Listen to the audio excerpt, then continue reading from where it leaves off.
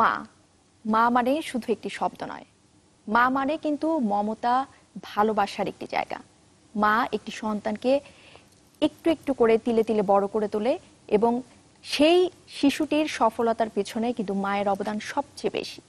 কিন্তু এই অবদান পালন করতে গিয়ে কিন্তু একটি মাকে অনেক ধরনের চ্যালেঞ্জের মধ্য দিয়ে যেতে হয়।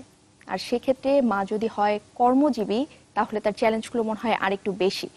দর্শক, আজকে মা দিবসে আমরা কর্মজীবী মায়েদের সম্পর্কে জানবো, কর্মজীবী মায়েদের চ্যালেঞ্জ সম্পর্কে জানবো, যারা এসব ক্ষেত্রে উদাহরণ সৃষ্টি করেছেন আমাদের কর্মের ক্ষেত্রে, আমাদের কর্মজীবী মায়েদের ক্ষেত্রে বিভিন্ন জায়গায় বাচ্চাকে সফলতা এনে দিতে যারা উদাহরণ সৃষ্টি করেছেন। এরকমই দুজন ব্যক্তি আছেন আমাদের স্টুডিওতে। আজকে আমাদের স্টুডিওতে উপস্থিত আছেন ব্রিটিশ আমেরিকান টোবাকো কোম্পানির বাংলাদেশ লিমিটেডের head of legal and external affairs Mubin Asaf. আপনাকে ধন্যবাদ আমাদের স্টুডিওতে আসার জন্য। এবং আমাদের সাথে আরেকজন উপস্থিত আছেন আমাদের গেস্ট, PFDA ভোকেশনাল ট্রেনিং সেন্টারের চেয়ারম্যান সাজিদা রহমান ড্যানি। আপনাকেও অনেক ধন্যবাদ আমাদের এখানে আসার জন্য। আমরা আজকে কথা বলবো আসলে যে কর্মজীবী মায়েদের বিভিন্ন চ্যালেঞ্জ নিয়ে। আজকে যেহেতু মা দিবস, আমরা জানি পুরো বিশ্বেই মে দিবসের দ্বিতীয় রবিবার আমরা মা দিবস পালন করে থাকি। তো আসলে মা দিবস বলে তো ওভাবে কিছু বলা যায় না, কারণ একটি বাচ্চার শুরু থেকে শেষ পর্যন্তই আসলে মা। আর কর্মজীবী মা বলতেও আসলে যে শুধু ঘরের বাইরে কাজ করছে তাদেরকে আমরা কর্মজীবী মা, আসলে সব মাই কর্মজীবী মা। ঘরের ভেতরে কাজ করে যারা, ঘরের বাইরে কাজ করে যারা। তো আপনাদের দুজনকে ডাকার উদ্দেশ্য আসলে আপনারা এক একটি জায়গায় উদাহরণ আমাদের জন্য। সেই উদাহরণ থেকেই আসলে আপনাদের কাছে জানতে চাচ্ছি। আপনার কাছে প্রথমেই যেতে চাই, আপনি যদি একটু মা হিসেবে আপনার সন্তানের প্রতি আপনার যে অনুভূতি, এটা দিয়ে শুরু করতে পারেন আপা। থ্যাংক ইউ আজকে আমাকে এখানে ডাকার জন্য এই বিশেষ দিনে। আমার কাছে এই দিনটা, যেমন তুমি বললে যে প্রতিটা দিনই একটা স্পেশাল মায়ের জন্য। আমার দুটি মেয়ে আছে এবং এখন তো ওরা বড় হয়ে গেছে, বাট এই স্ট্রাগল যেই জন্ম থেকে এই পর্যন্ত, এবং এটা শেষ হবে না একটা মায়ের, সেই জায়গা থেকে যদি বলি যে আই থিঙ্ক আমি অ্যাজ আ মাদার যেই রেসপেক্ট এবং যেই লাভ আমি পেয়েছি from my mother as a child, সেটাই আমি চেষ্টা করেছি আমার বাচ্চাদের মধ্যে সেটা দেওয়ার। এবং বড় করার সময় আমার কাজের উপরে ভীষণ একটা চ্যালেঞ্জ আসলো, বিকজ ছোট থাকে যখন বাচ্চারা, মাদের খুবই একটা সময় যায় যেখানে সে বাচ্চাটাকে ছেড়ে কাজে যেতে চায় না। তো সেই জায়গাটায় স্ট্রাগল খুব ছিল ওই সময়। তো খুব কষ্ট করে সেই স্ট্রাগলটা অতিক্রম করে নিজের প্রফেশনটাকে ধরে রাখতে পেরেছি। সেটার জন্য আমার বাবা মাকে আমি অনেক ধন্যবাদ জানাই এবং ক্রেডিটটা সম্পূর্ণ তাদের, আমার নয়। এবং আমি শুধু মা দিবস ওরকমভাবে বিশ্বাস করি না। আমার মনে হয় বাবা এবং মা দুজন ছাড়া একটা পরিপূর্ণতা পাওয়া যায় না একটা বাচ্চাকে বড় করা, পারিবারিক সমর্থন। সো আমি ধন্যবাদ জানাতে চাই not only to all the mothers but also to all the fathers and all the brothers and all the colleagues, the males. আমাদের জীবনটা পরিপূর্ণ হয় কিন্তু with our full family. So একটা বাচ্চাকে বড় করতে গেলে যেমন বাবা মার একটা সুপারভিশন লাগে, কর্মক্ষেত্রে কলিগসদের সহযোগিতা লাগে। তো আমি সেই জায়গা থেকে আমি সকলকে ধন্যবাদ জানাতে চাই for everything that everybody does for this children, for the family and everybody. আপা ধন্যবাদ। ড্যানি আপা, আপনাকে তো আসলে আমি প্রোগ্রামের আগেই শুনছিলাম যে আপনি কতটা বন্ধুর পথ পাড়ি দিয়ে আজকে আপনি এখানে, এবং আপনি যে আজকে এখানে সাজিদা রহমান ড্যানি, সেটার পিছনে কিন্তু আপনার সন্তান অনেকখানি অবদান রেখেছে। তো আপনার গল্পটা আসলে আপনার কাছ থেকেই শুনতে চাই, কারণ আপনার কাছ থেকে শোনার আগ্রহটা নিশ্চয়ই সবার। Thank you.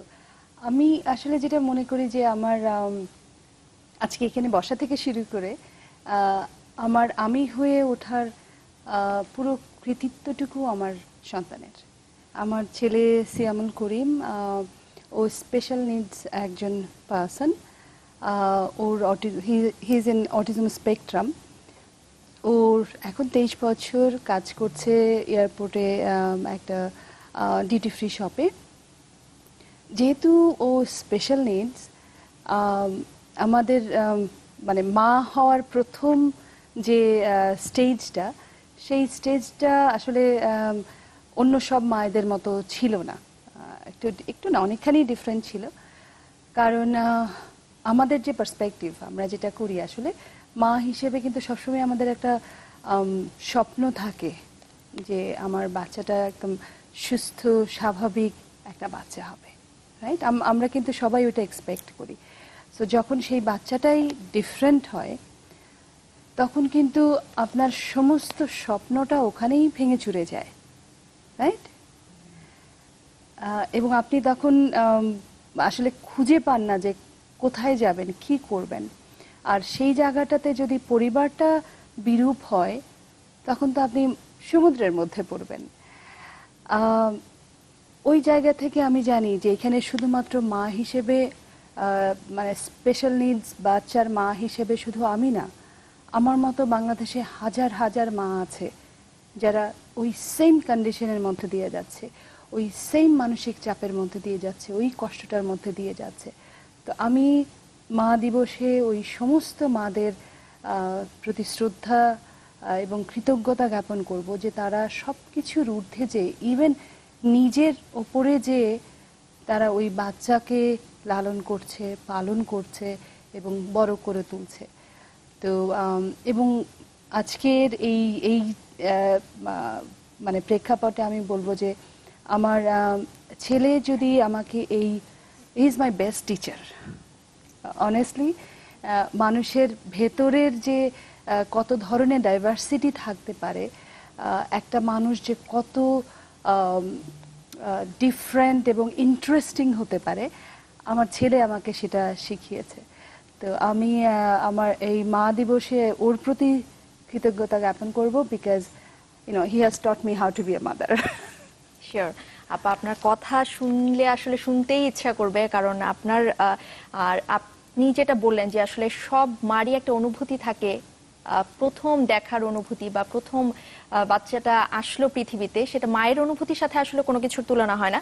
কিন্তু আপনি যেটা বললেন যে আপনার অনুভূতিটা ছিল একদমই অন্যরকম, এরকম বাংলাদেশে আরো অনেক মা আছে যারা আসলে অনেক স্ট্রাগল করছে। আপনি ঘুরে দাঁড়িয়েছেন, তারাও হয়তো বা ঘুরে দাঁড়াতে চায়, কিন্তু অনেক ধরনের সমর্থন প্রয়োজন তাদের, যেগুলো হয়তো বা তারা পাচ্ছে না। তো ওই ক্ষেত্রে আসলে আপনি একটা উদাহরণ আপা। আমরা যে ব্যাপারটা আসলে প্রথমেই আসে, যে যেটা আপনি আপা বললেন যে একটা বাচ্চা যখন আসে তখন মায়ের অনুভূতিটা থাকে সবচেয়ে আলাদা।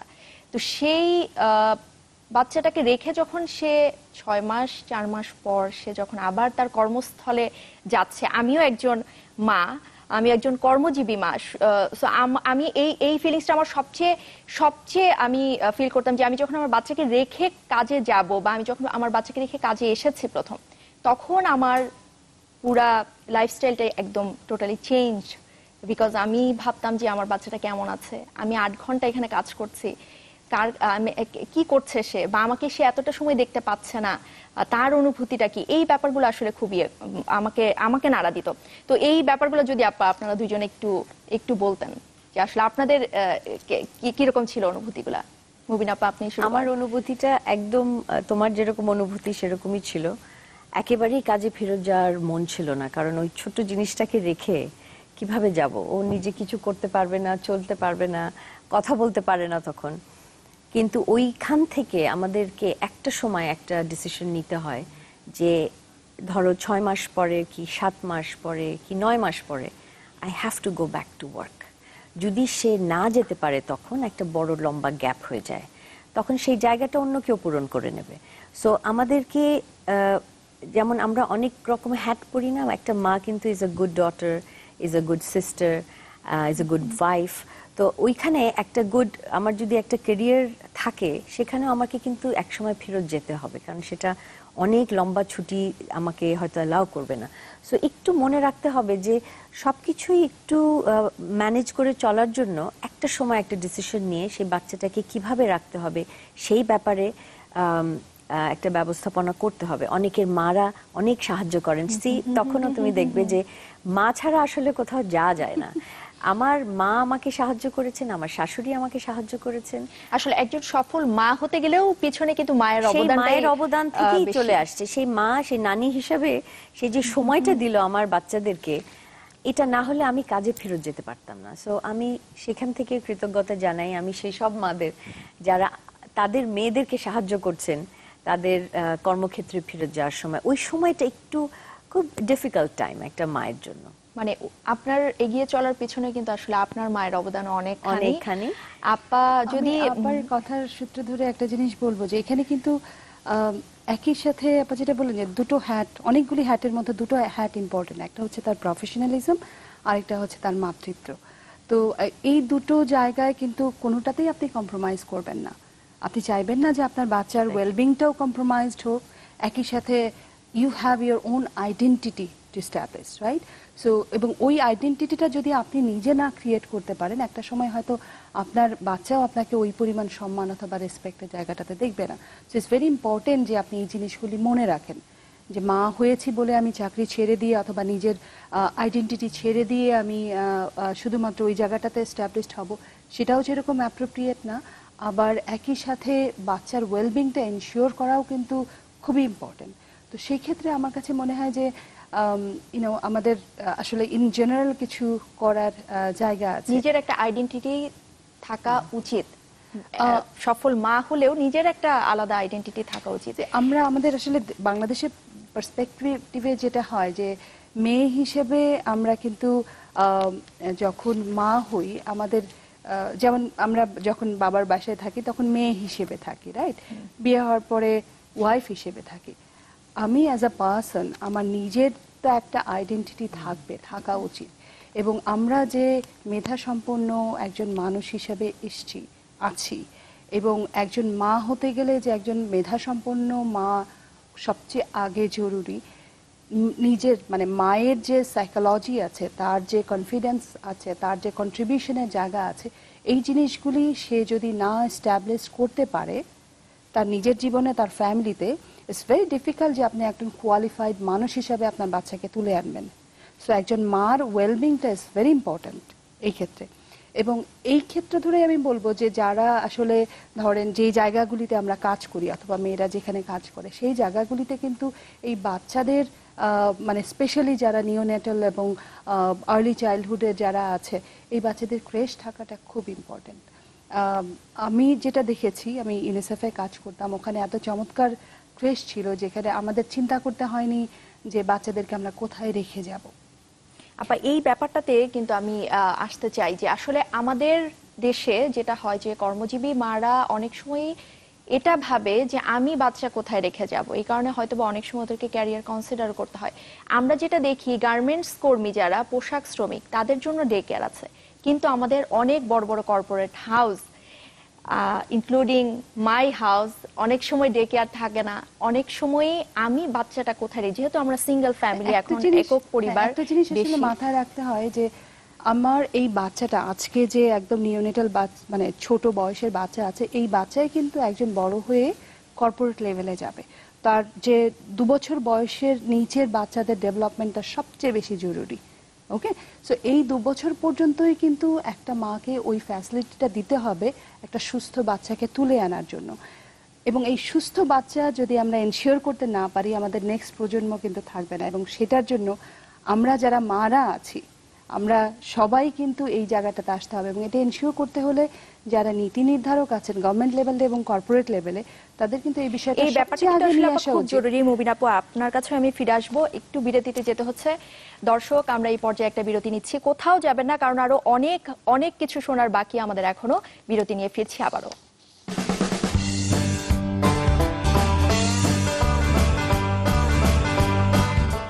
দর্শক, আবারও আমন্ত্রণ। আপনারা দেখছেন আমাদের মা দিবসের বিশেষ আয়োজন। আমরা কথা বলছি, আমাদের সঙ্গে আছেন দুজন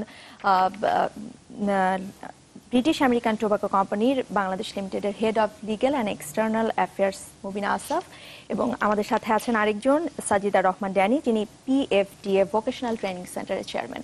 আপা, আপনার সাথে কথা বলছিলাম আমরা বিরতিতে যাওয়ার আগে, যে আসলে আপা যেটা বলছিলেন যে একটি জায়গা থাকলে এমন যে আমার বাচ্চাটা সুস্থ এবং নিরাপদ আছে, এরকম একটা জায়গা থাকলে কিন্তু কর্মজীবী মায়েদের টেনশন অনেক কমে যায়। আপনি যদি একটু বলেন এই বিষয়ে। আমি একটু বলতে চাই যে আমরা এই যে ডে কেয়ার সেন্টারের কথা বলছি, আজকাল কিন্তু প্রচুর অফিসেসগুলোতে ডে কেয়ার সেন্টার করা হচ্ছে। আমি আমার প্রতিষ্ঠানের কথা বলতে পারি, ব্রিটিশ আমেরিকান টোব্যাকো বাংলাদেশে ডে কেয়ার সেন্টার আছে, এবং এত সুন্দর একটা ডে কেয়ার সেন্টার যে সেটা বাসায় একটা বাচ্চাকে রেখে যে মা একটা চিন্তায় থাকে, সেটার কমপ্লিটলি অপোজিট হচ্ছে।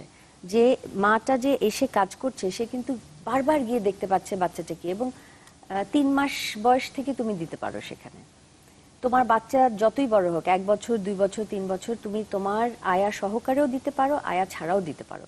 তো আমরা সেই চিন্তা করে দেখলাম যে এইরকম যদি একটা ব্যবস্থাপনা প্রতিটা কোম্পানি করতে পারে, এবং ফর ফ্যাক্ট আমি জানি যে অনেকগুলো প্রতিষ্ঠানের ডে কেয়ার সেন্টারের সুযোগ সুবিধা আছে। তো আমরা এই সুযোগ নিয়ে এটা বলতে চাই যে এইগুলোকে এনকারেজ করা উচিত, এগুলো প্রত্যেকটা অফিসে এই ব্যবস্থা থাকা উচিত। তা না হলে মাদেরকে একটা সাপোর্টিভ রোল তার কর্মক্ষেত্র থেকে দেওয়াটা হচ্ছে না, এবং সরকারেরও নীতির মধ্যে যদি এগুলো থাকে, তাহলে আমার মনে হয় এই অসুবিধাটা আর মেয়েরা কখনো ফেস করবে না। প্রত্যেকটা মেয়ে has to come out and work, because তার financial independence is very important. আমরা যেটা আলাপ করছিলাম যে because she needs to have her confidence, she is an educated person, এবং তার হয়তো ইচ্ছা আছে যে তার কেরিয়ার করে, সে একটা টিচার হতে পারে, তার একটা বুটিক থাকতে পারে। আজকে অনেকগুলো ইয়াং মেয়েদের আমি দেখছি যে বুটিক আছে, এবং they continue after marriage. They are doctors, they are lawyers, they are bankers, they are কোনো জার্নালিস্ট। তো প্রত্যেকেরই একটা অ্যাম্বিশন আছে, প্রত্যেকেরই একটা ড্রাইভ আছে, এবং সন্তান হওয়াটা is a part of life. সন্তান একটা সময় হবে, এবং সেটা হয়ে গেলে যেমন সব থেমে থাকবে না, আবার সেটা হওয়ার পরে তোমার সেটাকে সাথে নিয়ে কিভাবে চলতে হবে সেটা শিখতে হবে। এটাই আপা, এটা খুব জরুরি আসলে। যেমন আমার এক ফ্রেন্ড সেদিন আমাকে ফোন করে বলছে যে 6 মাস পর আমি অফিসে জয়েন করব, বাচ্চাটা কার কাছে রেখে যাবো রে, খুব টেনশন হচ্ছে। তো আপনি যেটা বললেন, আসলে প্রত্যেকটা প্রতিষ্ঠানে এমন একটা জায়গা থাকা দরকার যেখানে তার মাতৃত্বের কারণে যেন তার আইডেন্টিটি। আরেকটা জিনিস আছে এখানে, যে শুধুমাত্র যে মানে কাজের স্পিরিটটা বাড়াবে মেয়েদের, সেরকমটা না, নেক্সট জেনারেশনের ওয়েলবিংটা এনশিওর করতে হলেও কিন্তু এই জিনিসটা দরকার। RMG সেক্টরে এটা অনেক বেশি আছে, বিকজ কমপ্লায়েন্সের বিষয়টা আছে, কিন্তু কর্পোরেট হয়তো অতখানি কি বলবো যে চিন্তা করছে না, বা ওয়েমেন পার্টিসিপেশনের জায়গাটা চিন্তা করছে না, সেক্ষেত্রে হয়তো তারা করছে না। বাট এটা করা উচিত, কারণ দুটো জায়গায় কাজ করবে, যে একটা ওয়েমেন এম্পাওয়ারমেন্ট, মায়েদের একটা ভালো মানে তারা পুরোটুকু দিয়ে কাজ করতে পারবে, 100% ডেডিকেশন দিয়ে কাজ করতে পারবে, এবং নেক্সট জেনারেশনের ওয়েলবিংটা আমরা এখানে এনশিওর করতে পারি। এবং আসছে বাজেটে আপা কিন্তু এটা একটা দেয়াই যায়, এরকম একটা প্রস্তাবনা যে প্রতিটি সরকারি এবং বেসরকারি প্রতিষ্ঠানে যেন একটা ডে কেয়ার সেন্টার থাকে, যেখানে বাচ্চা রেখে একটা মা খুব ভালোভাবে তার আউটপুটটা দিতে পারে তার কাজের জায়গায়। আপা, আরেকটা ব্যাপার এখন আপনাদের সাথে যেটা কথা বলতে চাচ্ছি আসলে, যে মেয়েরা কিন্তু এগিয়ে যাচ্ছে, বাংলাদেশের মেয়েরা অনেক এগিয়ে যাচ্ছে কর্মক্ষেত্রে, সব জায়গায় কিন্তু তারা খুব ভালো করছে, এবং আমাদের গভর্নমেন্ট এটাকে খুব এনকারেজ করে। কিন্তু তো যেটা হয় সেটা হচ্ছে যে কর্মজীবী মায়েদের ক্ষেত্রে একটা ব্যাপার কিন্তু আমরা অনেক সময় শুনি, হয়তো বা সব জায়গায় না, বাট একটা স্টেরিওটাইপ ধারণা থাকে যে আচ্ছা মা বাইরে কাজ করছে, মা এতটা সময় বাইরে থাকছে, বা বাচ্চাটা কিভাবে বড় হচ্ছে, বা বাচ্চার ডেভেলপমেন্টটা হয়তো বা ওইভাবে হচ্ছে না মা সারাদিন বাসায় থাকলে যেভাবে হতো। এটা আমরা যারা কর্মজীবী মা তারা আসলে বুঝি যে এটা আসলে খুবই ভুল ধারণা। এটা আসলে খুবই ভুল ধারণা, কারণ মায়ের অনুভূতি তো মায়ের অনুভূতি। আমি সবসময় চাইবো আমার বাচ্চাটা যেন খুব ভালোভাবে মানুষ হয়। তো এই ব্যাপারটা যদি একটু শেয়ার করেন, যে সবার জন্য আসলে অডিয়েন্সের জন্য। যে আমি মনে করি এই ধারণাটা ভুল, একেবারেই ভুল। আমি যদি আমার উদাহরণ দিয়ে বলি, আমার 2 মেয়ে, প্রথম থেকেই আমি কাজে যাওয়ার এই যে হ্যাবিটটা, এটা আমাকে প্রথমে নিজের উপরে করতে হয়েছে এবং তারপরে আমার বাচ্চারাও শিখে গেল যে মা কিন্তু সকাল থেকে সন্ধ্যা পর্যন্ত মা কিন্তু নাই। সুতরাং তার যে দায়িত্ববোধটা, এই সেন্স অফ রেসপন্সিবিলিটিটা সে ছোট থেকে গ্রো করলো। আমি যেটা নিজে দেখেছি, ড্যানি আপা আপনি you can help me with this, যে I feel that my children were much different in terms of sense of responsibility then আমার কিছু চেনাশোনা দের সন্তানদের। বিকজ ওনারা অনেক সময় যেটা হয় যে বাসায় থাকে, তো মারা বাসায় থাকলেও দ্যাটস আর কিন্তু বিগ চ্যালেঞ্জ, ওনারাও কিন্তু অনেক চ্যালেঞ্জের সম্মুখীন হন। It's a full time job, একটা বাসায় মা থাকা আর একটা মা বাইরে থাকা যেমন ফুল টাইম জব, সো সেখানেও একটা চ্যালেঞ্জ। আবার যে মাটা থাকে না বাসায় তার জন্য প্রচুর চ্যালেঞ্জ, বিকজ তাকে আগে চিন্তা করতে হবে, তাকে সবকিছু প্ল্যান করতে হবে, তার টাইম ম্যানেজমেন্ট করতে হবে, তার বাচ্চাদের সাথে সে সময় কম পাচ্ছে, সুতরাং সে বাচ্চাদেরকে নিয়ে বসা, সেই সময়টা দেওয়া। আমার কাছে যেটা চ্যালেঞ্জ ছিল সময়, আমার এই তাড়াতাড়ি করে ফিরে বাচ্চাদের সাথে বসে কাজ করা, সেই সময়টা দেওয়া was a big thing. So I could manage that. এবং আমার কাছে মনে হয় যে এখন নতুন জেনারেশনের মাদেরকে আমার এই অ্যাডভাইসটাই হবে যে এটা easily manageable. You have to have a work life balance.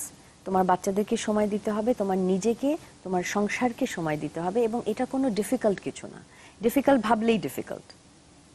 এবং ওইখান থেকে হয়তো বা মেয়েরা বেরিয়ে আসছে, কিন্তু মায়েরা ওই ওই ওই প্রচুর, ধারণা থেকে প্রচুর বেরিয়ে মেয়েরা আসছে। বেরিয়ে সেটা আসছে। হয়তো একটা ফোর্সের কারণে, উইল ফোর্সের কারণে অথবা মোশনের কারণে হচ্ছে। বাট আমি যদি খুব কি বলবো, যে অর্গানাইজড ওয়েতে জিনিসটা দেখার চেষ্টা করি, আমি বলবো যে দেয়ার আর লট অফ থিংস যেটা আমরা মেয়েরা, আমরা স্টেরিওটাইপ যে মেন্টালিটি আছে আমাদের সোসাইটিতে, ওই জায়গা থেকে কিন্তু এখনো বের হয়ে আসতে পারেনি। আমাদের মায়েরা কিন্তু এখনো লাইক ওই বাবাদের কাছ থেকে যে অথবা সোসাইটির কাছ থেকে যে ট্রিটমেন্টটা পেতো সেরকমটাই পেয়ে আসে, যে বাইরে কেন কাজ করতে যাব।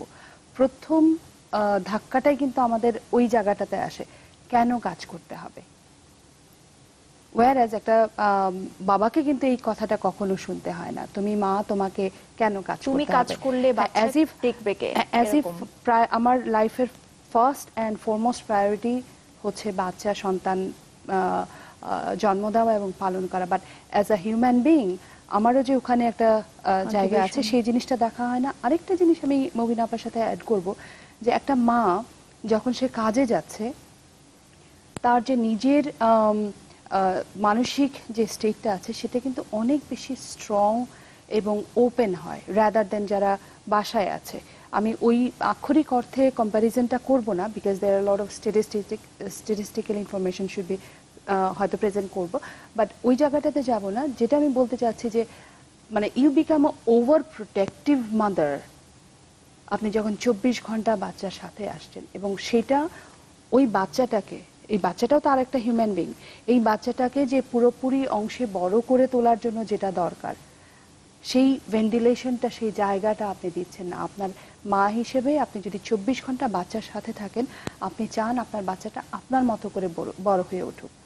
কিন্তু যখন একটা মা বাইরে যায়, তার নিজস্ব একটা উইন্ডো থাকে, একটা ভেন্টিলেশন হয়, এবং সে একটা স্টেপ ব্যাক করে পুরো জিনিসটা প্ল্যান করে গুছিয়ে কাজ করতে পারে। Of course there are lot of difficulties আমাদের এই সমাজে, যেমন কাজের মেয়েদের কথা বলেন, অথবা বাচ্চাকে কে দেখাশোনা করবে, সেফটি সিকিউরিটির একটা বিষয়, হিউজ একটা বিষয় এখানে, যে বাচ্চাকে আমি রেখে আসবো সে আসলেই সেফ থাকবে কিনা। আমাদের এখানে সাইকোসোশ্যাল যে সেটাই আপা, ডাউনগ্রেডটা আসলে হয়েছে, তারপরও কিন্তু আমরা অনেকটাই বেরিয়ে এসেছি। এখন মেয়েরা ডিফেন্সে কাজ Absolutely. করছে, এখন মায়েরা বিভিন্ন জায়গায় কাজ করছে। আসলে ওই ওই স্টেরিওটাইপ ধারণা থেকে আমরা বেরিয়ে এসেছি। জানি আপা, আপনার কাছে একটা ব্যাপার শুনতে চাই, সেটা হচ্ছে আপনি কাজ করছেন স্পেশাল চাইল্ডকে নিয়ে। সেই মায়েদের যে অনুভূতি, সেই মারা কিভাবে স্ট্রাগল করছে আসলে তাদের বাচ্চাদেরকে নিয়ে।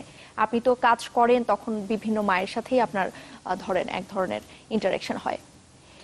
আপনার সাথে যখন কথা বলে আসলে তাদের অনুভূতিটা কেমন বা তাদের স্ট্রাগলিংটা কেমন, একটু যদি বলতেন। আমি parents forum for differently able একটা ভলান্টিয়ার প্রতিষ্ঠান আছে, যেখানে বেসিক্যালি স্পেশাল নিড যারা, যে বাচ্চারা আছে, সন্তানরা আছে, তাদের বাবা মায়েদের নিয়ে কাজ করি। এবং এই সুবাদে আমার আসলে প্রচুর বাবা এবং মা এদের সাথে কথা বলতে হয়েছে। আনফর্চুনেটলি সিচুয়েশনটা যে বাংলাদেশে খুব বেশি ভালো আমি ওরকমটা বলবো না। রিসেন্টলি একটা সার্ভে হয়েছে আইসিডিডিআরবির সাথে, আমরা we were part of it, এবং ওখানে যেটা দেখানো হয়েছে বা আইডেন্টিফাই করা গেছে যে 1 out of 4 mothers are severely depressed. And একজন ডিপ্রেসড মা কখনো একটা ভালো সন্তান উঠিয়ে আনতে পারে না। সো ইটস ভেরি ইম্পর্টেন্ট যে আমরা এই মায়েদের মানসিক অবস্থা আসলে ইয়ে করব, সাপোর্ট করব। তার একটা বড় কারণ আমরা যেটা দেখেছি, it's not only like being a mother of a special needs kid, but surroundings. যে প্রেশারটা তাকে একটা মা হিসেবে, সে হয়তো তার নিজের জায়গাটাতে সে অ্যাকসেপ্ট করছে, okay fine, I have been given a child, an angel, যাকে আমাকে তুলে আনতে হবে। আমার নিজের সাথে যুদ্ধ করে হলেও, আমার ছেলের যে ডিসেবিলিটি আছে সেটার সাথে যুদ্ধ করে হলেও আমি তুলে আনবো। কিন্তু সমস্যাটা হয় আশেপাশে, যে পরিমাণ অ্যাবিউজ অথবা হ্যারাসড আমাকে হতে হয় আশেপাশে মানুষের কাছ থেকে, ওই চাপটা যদি মা হিসাবে আমার কাছে না আসতো, অথবা ওই মা যারা ডিপ্রেসড আছে তাদের কাছে না যেত, তাদের লেভেল অফ ডিপ্রেশন হয়তো অনেক লো থাকতো, তারা হয়তো আরেকটু ভালো করে ওই বাচ্চাটাকে তুলে আনতে পারতো। তবে আমি এটা ওই মায়েদের উদ্দেশ্যে বলবো যে তার নিজের যে ভেতরে যে স্পিরিটটা আছে, they should believe in themselves, because God has given them that child is because they can do ইট।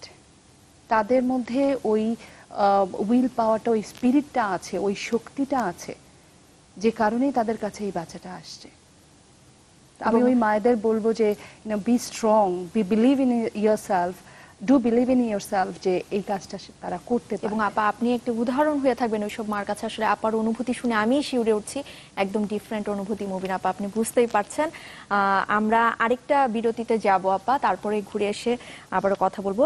দর্শক, বিরতিতে যাব এবার, ঘুরে এসে এই সফল মায়েদের পেছনের মায়ের গল্প শুনবো। তার আগে আমরা আরেকটি বিরতিতে যাচ্ছি।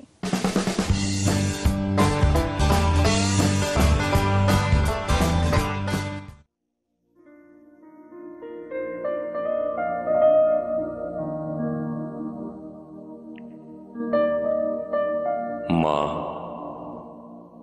বললেই তেলকালি মাখা, ধোঁয়া ওঠা রান্নাঘর, ময়লা শাড়িতে হলুদের ছোপ, কপালে ঘাম, মুখে হাসি। মা বললেই জ্বরে মাথায় ঠান্ডা জলপট্টি, থার্মোমিটারে তাপের অঙ্ক, আর দুধ, সাবু, গায়ে চাদর। মা বললেই সরস্বতী পুজোর দুপুরে জমাট খিচুড়ি, আলুর দম, খেজুরের চাটনি। মা বললেই। মা নিয়ে শুনছিলাম একটি কবিতা। আসলে এই ধরনের অসংখ্য কবিতা, গান, উপন্যাস মাদেরকে নিয়ে আমাদের যে অনুভূতি, আমরা লিখলেও হয়তো এরকম লিখে ফেলতে পারতাম। আপা, এখন আপনাদের সাথে এতক্ষণ কথা বলছিলাম, আপনারা একজন সফল মা, সফল নারী। আপনাদের পেছনে যে মায়েদের গল্প, আপনাদের এইখানে আসার পেছনে যে একটা নারীর ভূমিকা, সেই ব্যাপারটা যদি একটু শেয়ার করেন আমাদের দর্শকদের সাথে। তোমার এই অনুষ্ঠানের এত সুন্দর একটা তোমার এই অনুষ্ঠানের এত সুন্দর একটা নাম, আমার মা সব পারে। আমি এটাই চিন্তা করছিলাম যে একদম আমার মা সব পারে, এটা আমি খুব সুন্দরভাবে বলতে চাই। আমার মা খুব ভালো স্টুডেন্ট ছিলেন। উনি ফার্স্ট এসেছিলেন তখন ইস্ট পাকিস্তানে গোল্ড মেডেল পেয়েছিলেন। ওর পরের থেকে আমি যেখানে দেখেছি, মা হওয়ার পর থেকে আমার মা সবসময় কাজে ছিলেন। আমার মা চাকরি করতেন, সেই ব্যাক 40 years। তখন খুব কম মারা হয়তো কাজ করতেন। উনি পর্যটন কর্পোরেশনে কাজ করেছেন, সবসময় হোটেল ম্যানেজমেন্টের দিকে ছিলেন। আমার সেই ছোটবেলার কথা যদি বলি, আমার মনেই আসে যে মা সকালে কাজে যাবে আর মা বিকেলে ফিরবে, এবং এইটার জন্য আমি আমার মায়ের কিছু কাজে সাহায্য করতাম বাসায়। আমি আমার ছোট ভাই বোনদেরকেও পড়াতাম। আমি জানি মা নাই, তো ওদেরকে নিয়ে বসে দুপুরের খাওয়াটা ঠিক মজা যাতে খায়, এবং সেই হোমওয়ার্ক করা, টিচার এসেছে পড়ো, আমি যেন তাদের একটা মায়ের মতন ছিলাম। এটা কিন্তু আমি আমার মাকে হেল্প করার জন্য করতাম, নট দ্যাট আমার আম্মু বলে দিয়েছিল আমাকে। তো আমি ওই যে বলছিলাম না যে সেন্স অফ রেসপন্সিবিলিটি কিছু সময় কাজ করে বাচ্চাদের মধ্যে, যে বিকজ মা নাই I have to make sure যে মা আসলে সব যেন ঠিক থাকে। বাচ্চাদের মধ্যে এটা কিন্তু ভীষণ কাজ করে। এবং প্রথম থেকেই আমি এটাই ফিল করেছি যে আমি আজকে এখানে একেবারেই বসতে পারতাম না মা হিসাবে যদি আমার মায়ের সেই জায়গা থেকে আমি সাহায্যটা না পেতাম। আমি কিন্তু ওনাকে একটা জায়গায় ইয়ে করব যে এই মায়েদের কাজ করার যে জায়গাটা, এটা কিন্তু ওই এনভায়রনমেন্টটা কিন্তু অথবা ওই মানসিকতাটা আমাদেরকে ইন্সপায়ার করেছে। আমার মা কাজ করতেন, উনি ডেভেলপমেন্টাল সাইডে কাজ করেছেন, এনজিওতে কাজ করেছেন, এবং আমি আমার মাকে দেখেছি যে how organised she is. She was very strict person, অসম্ভব কি বলবো যে খুব মানে কঠিন টাইপের কড়া শাসনের মা ছিলেন।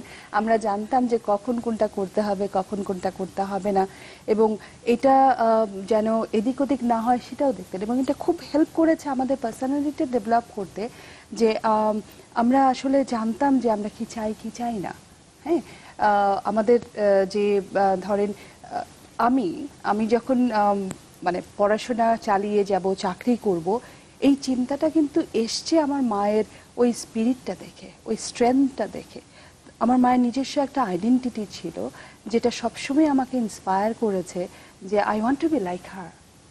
একটা মায়ের শাসনটাও কিন্তু খুব দরকার আপা একটা বাচ্চার বিকাশে। Absolutely. আমরা অনেক সময় ভাবি যে বেশি শাসন করে ফেলছে বা শাসন করা উচিত না, বাট এটা অফ কোর্স শাসনের একটা মাত্রা সবসময় থাকবে, হ্যাঁ, এটা কিন্তু অবশ্যই পজিটিভ শাসন হতে না হবে। করলে সেটাও হয়তো আমি জানি, আমার দিক থেকে আমি বুঝি যে আমার মা যদি আমাকে ওভাবে শাসন না করতো অথবা আমার ভাই বোনদের ওভাবে শাসন না করতো, ঠিক শাসন মানে কিন্তু মারধর করা না অথবা গলা উঁচু করে কথা বলা না, সিনেমা ডিড দ্যাট, মানে কখনো গলা উঁচু করে কথা বলেনি, কখনো ইয়ে করে, বাট ওই শাসনটা ইন এ সেন্স সামহাউ আমরা জানতাম যে আমার মা খুব স্ট্রিক্ট, আমার মা আমাকে এই সময় এই কাজটা করতে হবে, পড়াশোনা করতে হবে, এক্স্যাক্টলি, মানে টিচার আসবে, পড়াশোনা করতে হবে। আসলে সব মায়েদেরই হয়তোবা একই রকম চিন্তা ভাবনা থাকে যে আসলে বাচ্চাকে আমাদের সবচেয়ে এই ভালো যে প্রফেশনালিজম, এই জায়গাটা, প্রফেশনাল এই জায়গাটা আসার পেছনে কিন্তু অবদান আমি বলবো যে আমার মায়ের। একদম, আমি মারা কিন্তু রোল মডেল।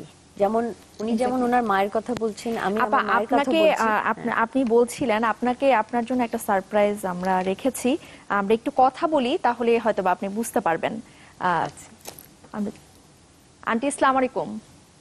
ওয়ালাইকুম আসসালাম। ঈশ্বর, কেমন আছেন? খুব ভালো লাগছে তোমার প্রোগ্রাম দেখে। আচ্ছা, থ্যাংক ইউ। আমি তো সত্যি এত খুশি হয়েছি যে আমি কি বলবো। এখন আমি আন্টি আপনার সাথে আমরা কানেক্টেড। আমি একটু মুবিন আপুকে জিজ্ঞেস করতে চাই, খুবই সারপ্রাইজ, আমি খুবই সারপ্রাইজ এন্ড থ্যাংক ইউ। এবং একটু ইমোশনাল আপা, বোঝা যাচ্ছে ইমোশনাল, কারণ আজকে মাদার্স ডে ছিল, আমি আমার আম্মার সাথে। আন্টি আপনি জানেন তো আজকে মা দিবস, আপনার মুখে শুনতে চাই মায়ের অনুভূতি। আপনার মেয়ে আজকে এখানে বসে আছে, আপা বলছিলেন যে আপনার কারণেই আজকে তার এখানে বসে থাকা। আপনি যদি একটু বলতেন মায়ের অনুভূতি। আমি তো প্রথমে তোমাদের চ্যানেলকে ধন্যবাদ জানাচ্ছি এত সুন্দর একটা প্রোগ্রামের জন্য। আর কথা হলো, আমি আজকে খুব আল্লাহর কাছে শুকরগুজার যে আমার বাচ্চাটা, এটা আমার প্রথম বাচ্চা, সে আজকে ওখানে বসে আছে। সব মায়েদেরকে সে অভিনন্দন জানাচ্ছে, আমি সহ। সত্যি আমি আর কি বলবো, আমার এই প্রথম বাচ্চা, এবং আমিও ছোট ছিলাম তখন, কিন্তু ও আমাকে অনেক কিছু শিখিয়েছে, বুঝেছো? আর আজকে আমি ওকে দেখছি, আমার বাচ্চা এবং তারও দুটো বাচ্চা আছে। তো আমি এই জন্য বলি যে একটা মানুষ যদি কিছু করতে চায় এবং সেই হেল্প আর মোটিভেশনটা পায়, সে পারবে।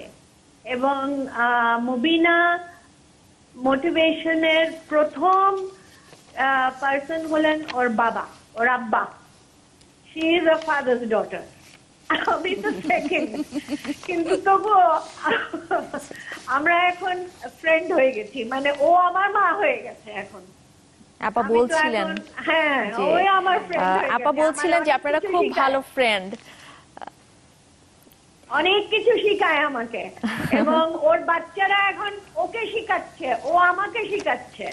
মুবিন আপা, এবং আপনি আমি- যদি আন্টিকে কিছু বলতে চান, আন্টি আপনাকে হয়তোবা কিছু বলতে চায়। মুবিন আপা, বলো, আম্মা, এটা তো আমার আজকে- জানের টুকরা। আজকে আমি মাদার্স ডেতে তোমার সাথে দেখা করতে পারি নাই এখনো, বাট আমি তোমাকে হ্যাপি মাদার্স ডে জানাচ্ছি, এবং thank you for always supporting your daughters. Thank you I am for so being proud of you. Such a I am so wonderful proud mother. of you. এবং আমরা এরকম জায়গায় যেতে চাই, আমিও চাই আমার মা এরকম বলুক যে thank you for your support, for you I am here. Yes. এই ফিলিংটা আমার মনে হয় আমাদের প্রত্যেকটা সন্তানদের আছে, এবং আমাদের প্রত্যেকটা মার কাছে আমি আজকে সত্যি কৃতজ্ঞ। আমি আর ডানি আপা আমরা দুইজন খুবই কৃতজ্ঞ। তোমার তরফ থেকেও বলছি যে আমরা আসলে এখানে থাকতে পারতাম না আমাদের মাদের ছাড়া, এবং বিকজ আমি অফ দেয়ার বলি, support. I'm going to take it আরেকটা স্টেপ ফার্দার। আমার মা আমাকে সাপোর্ট করেছিলেন, আমি আমার মেয়েকে সাপোর্ট করেছি, এখন আমার মেয়ে তার মেয়েদেরকে সাপোর্ট করছে। এটাই যেন দুনিয়ার সব মায়ের একটা প্রাইজ। এটাই যেন জেনারেশন বাই জেনারেশন এইভাবেই চলে, যে আমার প্রত্যেকটা মেয়ের সফলতার পেছনে যেন তার মায়ের নামটা সবার আগে চলে আসে। আন্টি, আপনাকে অসংখ্য ধন্যবাদ আমাদের সাথে যোগ দেওয়ার জন্য। আমাদের জন্য দোয়া করবেন, আমরাও যেন আপনার মতো একজন সফল মা হতে পারি। আপা অনেক আপনাদের বোঝাই যাচ্ছিল যে অনেক ইমোশনাল হয়ে গেছেন। একই সাথে ড্যানি আপাও কিন্তু হালকা দেখলাম চোখ মুছছিলেন। আমিও খুবই ইমোশনাল। আসলে মায়ের অনুভূতিটা হয়তো বা এরকমই, তাই না আপা? ড্যানি আপা, আপনি যদি কিছু বলেন, আপনার মাকে নিয়ে বলতে চাচ্ছিলেন কিছু। আমি আসলে আমার মাকে খুব অনেক আগে হারিয়েছি, যখন হয়তো এটা সময়ের আগে আমি বলবো, বাট আমার লাইফে তার অনেক বড় একটা কন্ট্রিবিউশন আছে। আমি আমার লাইফের যত যে স্টেপসগুলি নিয়েছি, আমি মনে করি যে আমার মা যদি অতখানি স্ট্রং ব্যক্তিত্ব ওনার না থাকতো, উনি একই সাথে মা যেরকম ছিলেন সেরকম প্রফেশনাল ছিলেন, সেরকমভাবেই পুরো ফ্যামিলিটা ম্যানেজ করেছেন, এবং আমি তাকে দেখে শিখেছি। তো আমি যতটুকুই আছি, যতটুকু ছিলাম অথবা হব, তার সমস্ত কৃতিত্বটুকু আমার মায়ের। ধন্যবাদ আপা। আর আরেকটা কথা বলতে চাই আপা, আমরা এগিয়ে যাচ্ছি, আসলে বাংলাদেশের মেয়েরা এগিয়ে যাচ্ছে। নতুন যারা আসছে, নতুন যারা এই ওয়ার্ল্ডে আসছে, কর্পোরেট ওয়ার্ল্ডে আসছে, চাকরিজীবী মা হিসেবে যারা আসছে, তাদের জন্য যদি আপনাদের তরফ থেকে কোনো ধরনের কোনো অ্যাডভাইস থাকে। আমি বলবো যে আমরা কিন্তু অনেক দূরে গিয়ে এসেছি, এবং আমি খুবই খুবই আশাবাদী যে আমরা এইভাবে সুন্দরভাবে নিজেদেরকে তৈরি করে এগিয়ে যেতে পারবো, বাচ্চাদেরকে সাথে নিয়ে। আমার একটা প্রথমত জাস্ট বলবো যে ড্রিম বিগ, প্রত্যেকটা আপা, মেয়েকে। আমরা হয়তোবা একদম শেষ সময়ে চলে এসেছি। আপনাদেরকে অনেক ধন্যবাদ আসলে আপনাদের এখানে এসে বিভিন্নভাবে শেয়ার করার জন্য আপনাদের অনুভূতিগুলো। দর্শক, মা দিবসে আসলে শুধু উপহার বা ফেসবুক পোস্ট নয়, মা দিবসে মায়ের সাথে সুন্দর কিছু মুহূর্ত আপনি তৈরি করুন, এই প্রত্যাশা আজকের মতো শেষ করছি। শুভরাত্রি।